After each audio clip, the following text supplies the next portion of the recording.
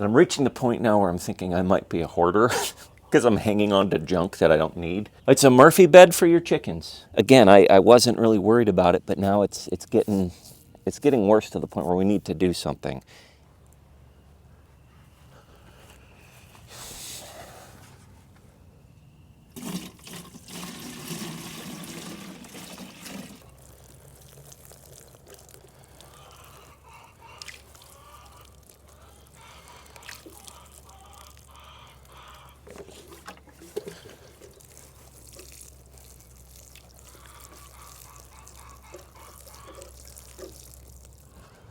Happy Sunday, yo folks. Today is an interesting video. I'll tell you why. I'd done quite a bit of filming yesterday, but I neglected to check my mic that it was on. So about 90% of the filming I did yesterday had no audio whatsoever, or very, very low, hard to hear audio. As I film this, it's actually Sunday morning. So today's video is going to be kind of like a vlog style, follow along with me. Very unpolished. Holly and Henry are actually on their way back. They had a little weekend trip. She was visiting with one of her friends. And so I've been alone for the past day and a half. So I'm really looking forward to seeing them come back. But in the meantime, while I wait for them, there's some things I need to do. One thing that I'm really excited about, and one thing I wanted to show you guys that's causing me growing concern. It's something that's getting worse and worse. I'm at a point where I'm not quite sure what to do with it. So let's have a leisurely day as we prep the garden and have our morning chores and grab a cup of coffee or tea and join along.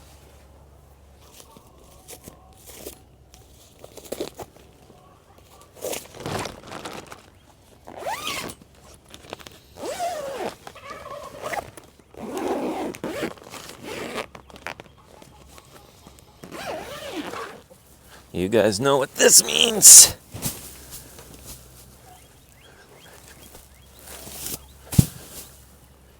It's time to replenish the straw here in the poultry run. And whenever I drop these bales of straw, the chickens just come running. They love new straw. It's a great treat for them.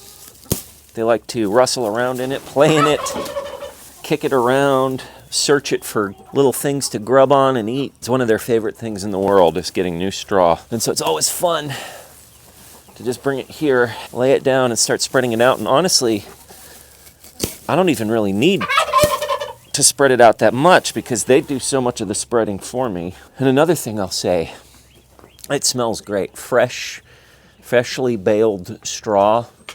Doesn't smell as sweet as hay, but it has its own kind of earthy scent that's really enjoyable once you kind of get used to it. Also, perhaps somebody has an answer for me here, but I've always wondered what I could do with my straw twine, my bale twine. I've been saving it up, and as of yet, I haven't thought of anything I can do with this, any sort of project I should take on. And I'm reaching the point now where I'm thinking I might be a hoarder because I'm hanging on to junk that I don't need. So unless I can think of something cool to do with all of this twine here in the next week or two, I'm going to start throwing it away.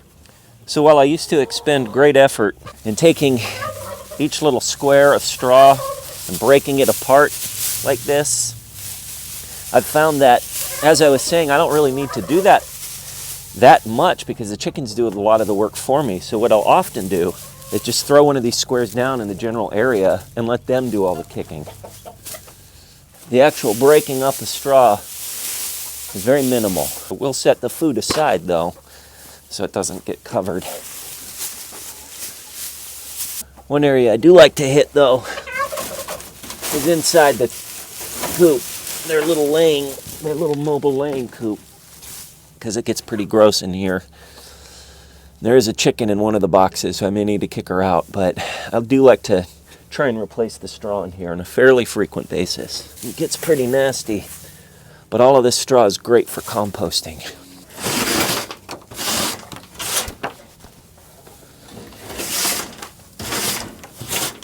It's important to get all the poop that they leave up here too. This isn't something that needs to happen every day, but try to get it at least once a week.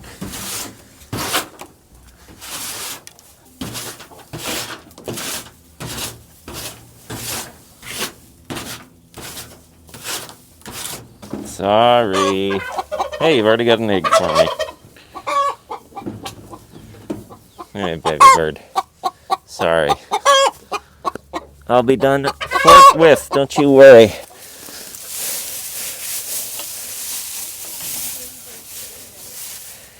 All right.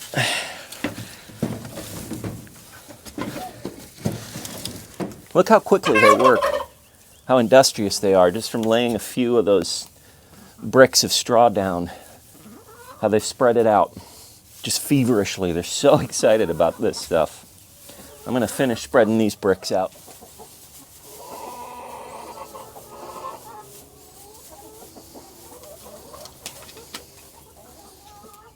We've decided that this young black and white chicken, which I think Katie said was half-laced cochin. She's beautiful, isn't she? Holly came up with the name Lacey, and it's stuck. So every time I see this chicken right here, I say, "Hey, Lacey. Hey, Lacey." Speaking of fresh bedding, it is time to give our young chick friends a new layer of bedding for themselves. And I'll tell you what, guys, I think these guys are just about ready for prime time, for heading out. Look how big they've gotten. You can see a lot of them have wing feathers, tail feathers already. There's still a lot of downy feathers on them, but they're getting big enough now to where it's only maybe a week before I have them outside in the A-frame. Let's change your bedding out, guys. I think for me, the real litmus test on when it's time to move chicks outside is when they can actually start to jump out of the brooder. And these guys aren't far off from that. Like I said, I'd imagine within a week they'll be there. They'll be at that point. Let me get this out for you guys here. And then once we have them outside, then it's time to start thinking very, very seriously about getting our meat chickens incubated and started, our breast chickens. All right, it's going to be a little alarming at first, but you'll thank me. How about that, huh? What do you think? I found the best way to handle bedding in the brooder, instead of emptying out the old stuff, just putting a new layer on top, especially if they're only in here for a few weeks. In general, it stays pretty clean with this amount of chicks. When we had 30 meat chickens in here, we needed to take all of the junk out and replace it. But with these guys, they're only going to be in here another week. I'm just going to give it another layer and keep it on top. And then once I'm done, put that in the compost. That'll be nice and rich. Here's your water. Here's your food. There you go. Yeah, I need to get the A-frame ready for them. Have the heat lamp out there is kind of a courtesy to them, but even that will be unnecessary here very soon. Number one, because they're getting feathers in, and number two, because it's getting warm. My next assignment today is one I'm pretty excited about, and I think you guys will probably like this too. I'm going to be putting chains on this hanging platform. So instead of rope, it's going to be chains, and they're going to be connected to the eye hooks both on the ceiling and the platform itself with carabiner clips. So I'll be able to move the platform up and down very easily, or even better, when it's not in use during the day, I can just pop this thing up and clip it on to the other chain. So it's essentially a way for me to just, it's like a Murphy bed for chickens, which I'm really excited about. I think it's cool. If you didn't catch my last video, it was essentially just me hanging this thing up on ropes to see what it would look like. And so I think the ropes are handy. They're nice to have, and they're definitely a lot cheaper than chain. They don't allow me to make modifications to the setup of this very easily. They're pretty static. So it's pretty important that we get the chain in, because it'll allow me to modify this very easily. You guys had a lot of good ideas about things I can do, but I think somebody gave the idea of using carabiner clips so you can modify this. And so that's the idea I decided to run with. Once it's up, it's gonna look pretty cool.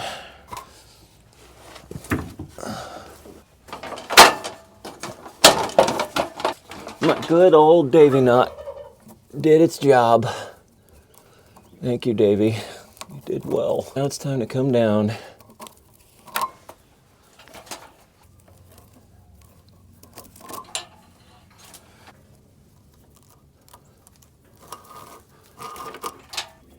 Okay, now it is time to get the chains up. So this ended up being a pretty cheap solution.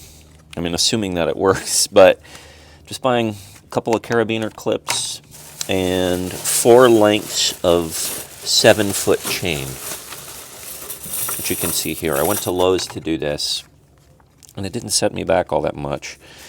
And I do think that this is going to solve for my space issue with the coop and be a very easy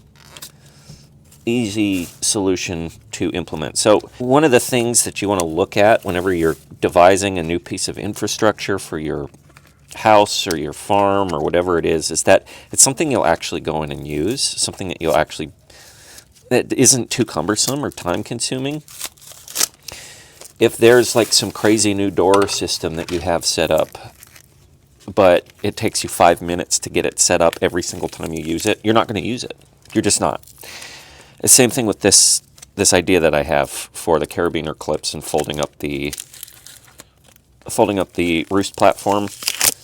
My vision is that it'll be something I can just flip up, rehook the clips, and then I'm done. And that's it. It should only take me 30 seconds at the most. We'll see if that's the case. I'm going to get it set up, and I'm pretty excited about it. Of course, it's going to take me 20 minutes just to get these carabiner clips out of their packages. Okay, here we go. Clip 1 and chain 1. Let's see how it goes, my friends. The beauty of this is I can adjust it if necessary. So let's get the first one up, see how far it hangs down. It's hanging down almost to the ground, which is good. I can double that back up when I hang the thing, but that's exactly what I want. Now let's get the other 3 up and hang the thing.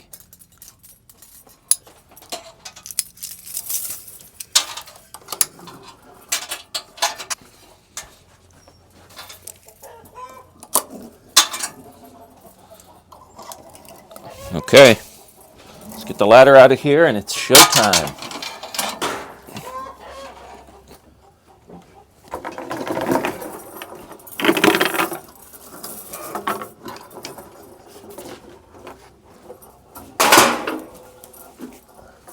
All right, so I get to decide how high I want it to be, and I can adjust it quite easily. So I think I'm going to start it right here, about 16 lengths up. Get one on.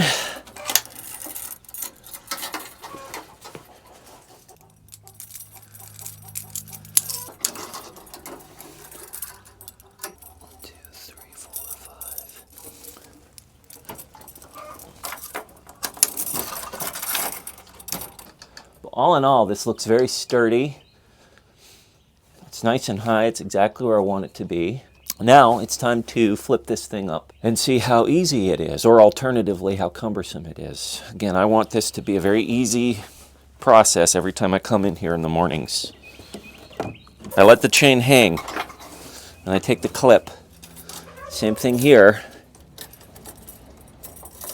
I let the chain hang, and then fold this up like this.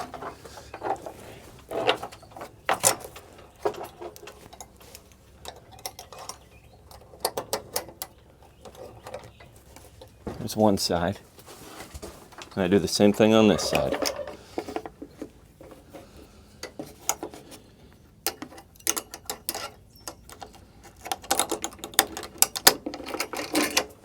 and they're both hooked on. And that didn't take long at all. It took maybe 20 seconds, 30 seconds. And it's hanging here, and I can go in and do other stuff. I can clean up or do whatever I need to do. One person asked, you won't have room for your food and water, and that's fine. I always keep the food and water outside anyway, so I didn't intend to have food and water. The only thing I want for in here is a place for them to sleep, essentially. And I just needed a way to move this up so I can get in and out and clean things. What I'll probably end up doing is keeping it in this format during the day and then letting it down and hooking it up to these chains at night. And that works perfectly. It's a Murphy bed for your chickens. I think it's great. Actually reminds me that I need to spread some straw in here. And now I can do that with ease since I have the chicken Murphy bed up. That's what I'm going to start calling it, the chicken Murphy bed. I'm pleased. This worked out very well. I'm very happy that somebody suggested this about just being able to fold it up. This works out perfectly. I don't know if I'll need all of the straw to cover the inside of here, but that's a good start. That's a good base. Let me start getting chickens in here.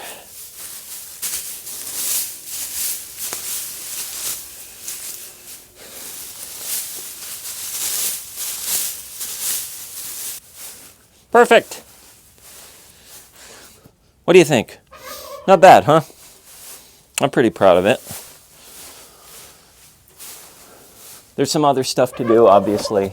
I need to talk about ways that I'm going to secure the actual walls further. And that includes framing them out with additional wood and or getting some hardware cloth and framing that out. It's something I need to talk about and think about, but all in all, I think the progress in this stall is pretty cool. I really like this foldable chicken roost. I think it's perfect for what we need in this roost, or this stall, this barn stall with limited space, of course. Progress. Slowly, progress. More straw for my friends in the south lean too.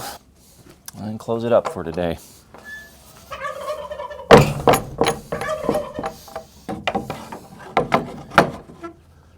Our front pasture is great. We share the front pasture with my parents. That's our house. And then that's my parents' house. And so this whole spread, I'd say the front pasture is, I don't know, maybe 2 acres total. It's beautiful. It's really pretty. But we haven't been using it for very many agricultural reasons yet. I think one day we'd like to run sheep on the front pasture, perhaps. So I mow it. I mow it because it just looks nice. It almost looks like a park out here, especially during the spring. You wake up, there's dew on the grass. There's these cedar trees. There's this old dead sycamore, which I think Dad and I are going to be cutting down. There's something I wanted to show you guys. I showed it to you before. I brought it up in other videos, maybe a few months back. You know how life is. You know how life on a homestead is. There's just so many things that crop up, and you need to prioritize things. There's an issue that I think is growing in importance and growing in prioritization. I'm going to have to do something about it soon because it just keeps getting worse and worse. So I think you remember a few months back, I told you about the holes that have been popping up in our front pasture. A lot of people surmise that they have something to do with this sycamore tree. This sycamore tree is dead, but sycamore trees have very extensive root systems, and they'll fill up a lot of the ground surrounding them with roots. And when they die, I think a lot of those roots die as well. And so that underground, the place where the roots used to be underground is just left vacant. And it can create sinkholes. That's the brief research I did, and that's just a theory. But it's something I kind of put a pin in and really haven't come back to. Again, just because it's so much other stuff going on. Well, yesterday I was mowing the lawn. Again, I like to mow this front pasture just because it looks nice. If we ever get sheep or any sort of hooved animal, I don't think we'll need to mow it. But the holes that I showed you guys a couple months ago, well, they're getting bigger. They're getting a lot bigger, and they're getting scarier looking, and they're getting worse. And I'm at the point now to where we at least need to maybe have somebody come out and take a look and advise us on what to do. I mean, look at that.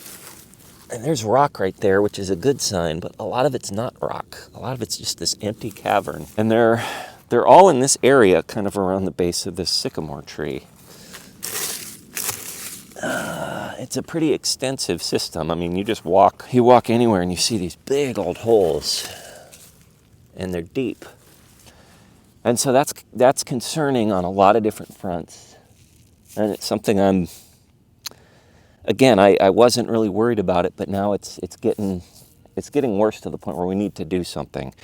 If we ever were to have some sort of animal out here, they could get their legs in these holes, and their legs could break very easily. Or, God forbid, Henry running around here, toddler that he is, he loves to run, his leg falls in there.